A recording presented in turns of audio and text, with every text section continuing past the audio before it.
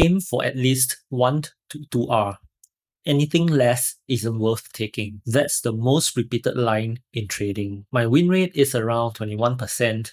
My average winner is around 6R.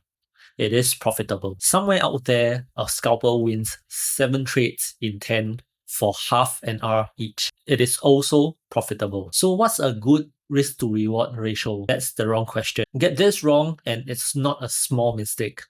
You either force trades that were never there, or you copy someone else's ratio and blow up a setup that never produced it.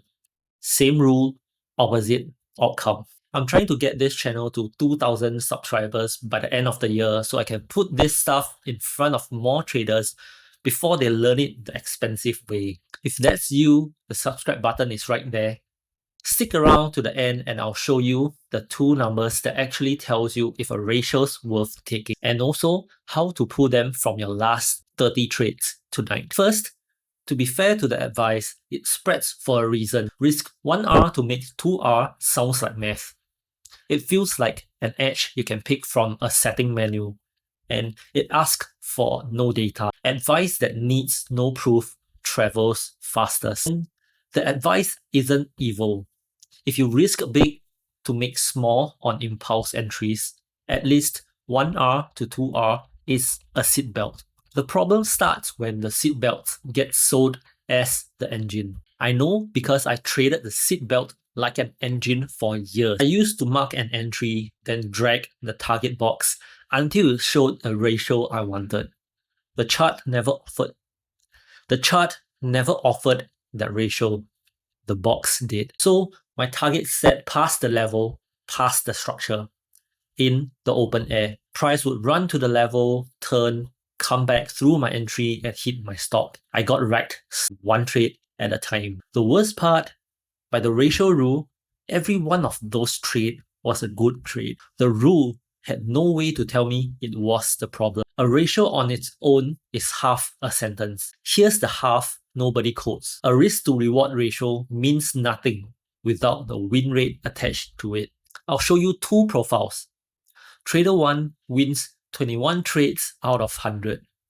The average winner pays 6. The losers cost 1R each. Run 100 trades and the account ends well ahead. 79 losses and it still pays. Trader 2 wins 70 out of 100 and takes half an R per win. Same 1R losers. That account ends green too. Thin but green. Trader 1 is me. Around 21% win rate. Average winner around 6R across 1,200 track trades. My last live audit reads 19% with an average winner of 6.34. People hear that and doubt. The account doesn't. Now, swap the advice over.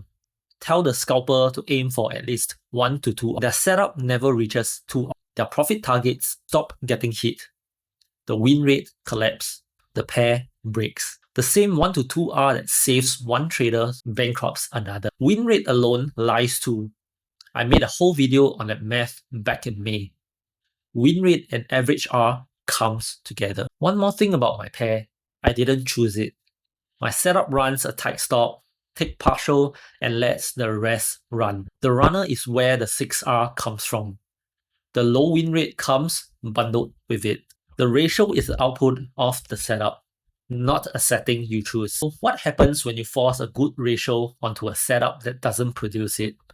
Two things happen. First, you stretch the target. The chart says price runs to the prior high. Your rule says that it's short of 2R, so it's not allowed.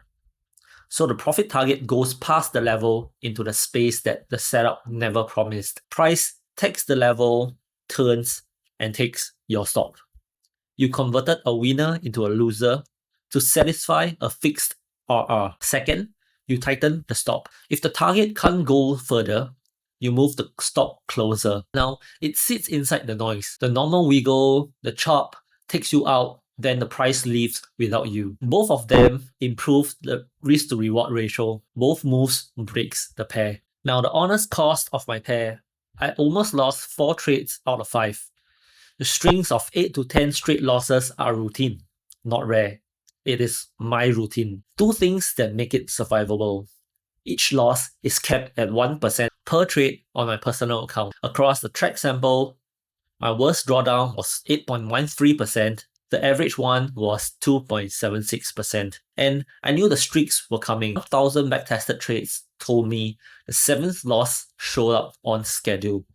If you don't know your streak number, you fold around the 4th loss and call the system broken. Today, I still stop after 2 losses.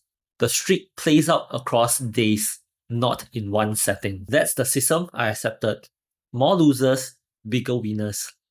The scalper accepted the opposite. Both types of traders are decent, but never depend on just the ratio. Your backtest data is your edge.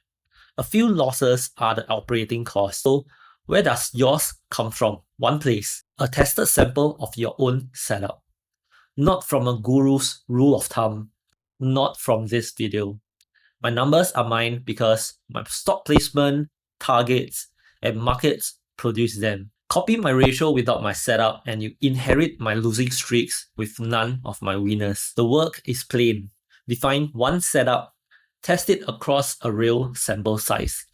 Write down 2 numbers, how often it wins and what is the average winner pace. Those numbers are your answers. Sample size sets how much you can trust it. 30 trades give you a sketch. 100 starts to mean something. I didn't trust mine until 1,000 backtested trades sat behind it. Until you have a sample, any ratio you quote is a guess. A confident guess is still a guess. If you have traded for months and you can't say out your pair, that's not an insult. It is a to-do list. That's your homework. Open your last 30 trades from your records. Count 2 numbers. How many won? That's your win rate. Then, what does the average winner paid you in R? Now, put it next to the ratio you tell yourself you trade. If the journal matches the story, good. You know your numbers and you're ahead of most traders watching this. If it doesn't, you just met the trader you've actually been. That's worth more than any ratio you ever quote. 30 trades is small. It won't be exact. It is enough to see the shape, and the shape beats a borrowed number. If you have no records for your last 30 trades, then that's the real issue. The journal I use is free and it computes the number for you.